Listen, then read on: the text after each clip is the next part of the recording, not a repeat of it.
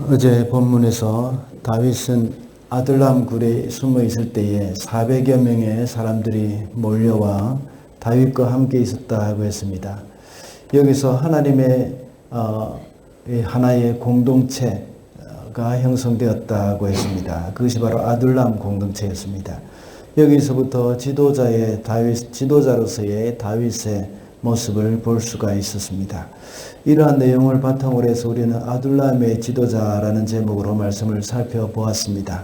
아둘람의 지도자는 사람들의 어려움을 함께 한다고 했습니다. 그리고 아둘람의 지도자는 하나님께 순종하고 자기 연민에 빠지지 않는다고 했습니다. 자기 연민에 빠진 사울의 말을 들은 도액, 그는 다윗이 노업에 다녀갔다는 사실을 사울에게 알립니다. 그 결과 노업 땅에 있는 제사장들과 주민들이 모두 학살당하게 되는 이야기가 오늘 본문에 나옵니다. 반면에 그 소식을 들은 다윗은 자기의 탓이라고 하면서 학살에서 살아남은 그 아들 아비아다를 보호해 줍니다. 여기서 우리는 극명하게 대조가 되는 다윗과 사울 두 명의 지도자의 모습을 볼 수 있습니다. 이 두 사람을 통해서 우리는 참된 지도자라는 제목으로 말씀을 살펴보고자 합니다. 첫째로 참된 지도자는 이 사람의 진심을 잘 알아야 합니다. 15절입니다.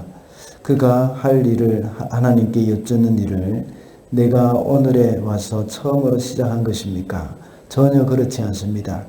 임금님은 이 종이나 이 종의 온 집안에 아무 허물도 돌리지 말아 주십시오. 이 종은 이런 일은 전혀 아는 바가 없습니다. 도액의 말을 듣고 사울은 아히멜렉을 불러서 신문을 했습니다. 아히멜렉은 다윗을 도와주긴 했지만 사울과의 관계에 대해서는 전혀 알지 못하는 가운데서 도와준 것이라고 말을 합니다. 그리고 아히멜렉은 다윗이 충성된 사람으로서 왕을 해야 할 자가 아니라는 것을 말하는 것이죠. 그러나 사울은 그의 말을 믿지 않고 죽이기로 했습니다. 사울은 아히멜렉의 진심을 알아주지 않았던 것입니다. 아마 그 말을 진심인 줄 알았을 수도 있을 것입니다. 그러나 그는 자신의 자리를 굳건히 하기 위해서 하나의 본보기로 아히도벨의 그 말을 그의 진심을 무시했을 것입니다. 지도자는 백성의 마음을 잘 헤아려주고 그들의 진심을 인정해 줘야 합니다. 그것이 바로 백성을 존중하는 마음이라고 할 수 있습니다. 하나님 아버지의 마음을 가진 지도자라면 백성들의 마음을 알아주고 품어주는 것이 바로 신앙 공동체의 참된 지도자라고 할 수 있습니다. 이 세상은 너무나도 거짓과 술수가 많고 자신의 유익을 따라서 진실조차도 왜곡합니다. 또한 반대로 자신의 유익을 따라서 했던 말도 또한 하지 않았다고 말을 하기도 합니다. 이런 시대에 하나님의 백성은 서로를 신뢰해주고 믿어주어야 하는 겁니다. 이것이 어두워져 가는 이 세상에서 빛으로 살아가는 길이라고 할 수 있습니다. 그러기 위해서는 사람의 마음을 잘 헤아려주고 그 사람의 진심을 알아주고 인정해주는 것이 바로 지도자로서 필요한 덕목이라고 할 수 있습니다. 이것이 이 땅에서 영적인 지도자로 살아가는 그런 성도로서의 삶이라고 할 수 있습니다. 둘째로 참된 지도자는 생명을 소중히 여겨야 합니다. 18절과 19절입니다.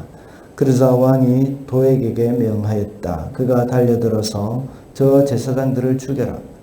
내가 달려들어서 저 제사장들을 죽여라.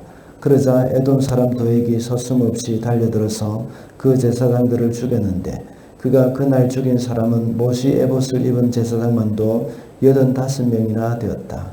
사울은 제사장들이 살던 성읍 노업에까지 가서 주민들을 다 칼로 쳐 죽였다. 그는 남자와 여자, 어린이와 젖먹이, 소떼나 나귀 떼나 양 떼를 가리지 않고 모두 칼로 쳐서 죽였다.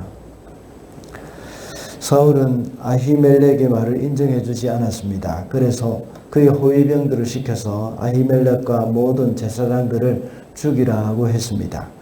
그러나 모두들 하나님의 제사장들을 죽이는 것을 두려워했습니다. 이 사울은 그러자 에돔 사람 도액을 시켜서 제사장 85명을 다 죽이게 했고, 노업의 남녀와 또 아이들과 또 젖먹이까지 해서 또 짐승들까지 다 죽여버렸습니다. 무고한 생명을 희생시킨 것입니다.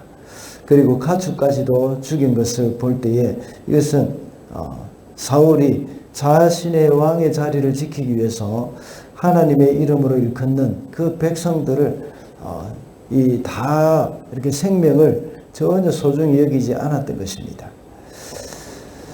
사울은 과거에 아말렉과의 전쟁에서 하나님이 남녀노소 할 것 없이 가축까지 다 죽이라고 말씀하셨을 때는 살찐 짐승들을 아꼈습니다. 그러나 이번에는 무고한 하나님의 백성들의 생명과 가축의 생명까지도 다 죽여버리는 그런 잔인함을 보게 됩니다. 아말렉의 가축을 살려놓은 것도, 그리고 노업의 주민들과 가축까지도 다 죽인 것도 모두 자기 자신을 위한 것이었습니다. 자기의 왕위를 지키기 위한 것이었습니다. 어제 말씀을 드렸지만 지도자는 백성을 섬기는 사람입니다. 그래서 백성을 위해서 자신을 희생하는 것입니다. 우리를 섬기러 오신 예수님은 당신의 백성을 위해서 자신이 죽으셨습니다. 그리고는 우리의 생명을 살리신 것입니다. 그러나 사울은 자신을 위해서 백성을 희생시키는 것을 보게 됩니다. 우리 성도들은 모두가 영적인 지도자라고 했습니다. 이 세상의 지도자는 자신을 위해서 백성들이 자신을 위해서 있는 것처럼 행동해서는 안 됩니다. 그러나 영적인 지도자인 성도는 이 세상 사람들을 섬기기 위해서 우리가 있다는 사실을 기억해야 합니다. 그래서 우리가 희생하고 다른 사람을 유익하게 하는 것이 바로 영적인 지도자로서의 삶이라고 볼 수 있습니다. 주님을 닮은 지도자는 생명을 소중히 여기고 또 그 생명들을 위해서 자신이 희생을 하는 사람이라고 할 수 있습니다. 마지막으로 참된 지도자는 책임질 줄 알아야 합니다. 22절과 23절입니다. 다윗이 아비아달에게 말하였다. 그날 내가 에돔 사람 도액을 거기에서 보고서 그가 틀림없이 사울에게 고자질하겠다 하는 것을 그때 이미 짐작하였소. 제사장의 집안이 몰살당한 것은 바로 내가 책임져야 하오. 이제 두려워하지 말고 나와 함께 지냅시다. 이제 나의 목숨을 노리는 사람이 바로 당신의 목숨을 노리는 사람이기도 하니 나와 함께 있으면 안전할 것이요. 사울이 노업의 모든 백성들을 학살할 때 이 아히멜렉의 아들 아비아달이 피하여서 다윗에게로 도망했습니다.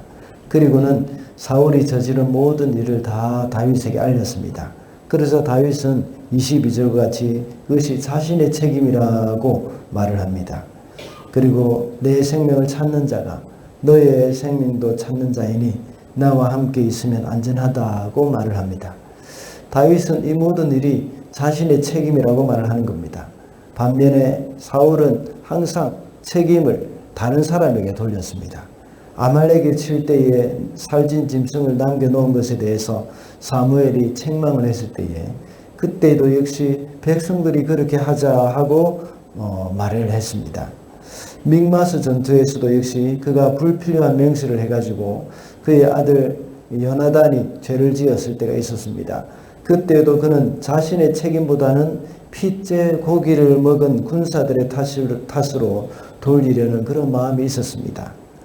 그러나 오늘 본문의 다윗은 자신의 탓이라는 사실을 인정했습니다. 그리고 그가 책임지고 아히멜렉의 아들 아비아달을 보호해 주겠다고 말을 하는 것을 오늘 본문에서 볼 수 있습니다. 우리 성도들은 하나님의 제사장으로서 영적인 지도자라고 했습니다. 이 땅에서 일어나는 일에 대해서 우리가 책임의식을 가져야 합니다.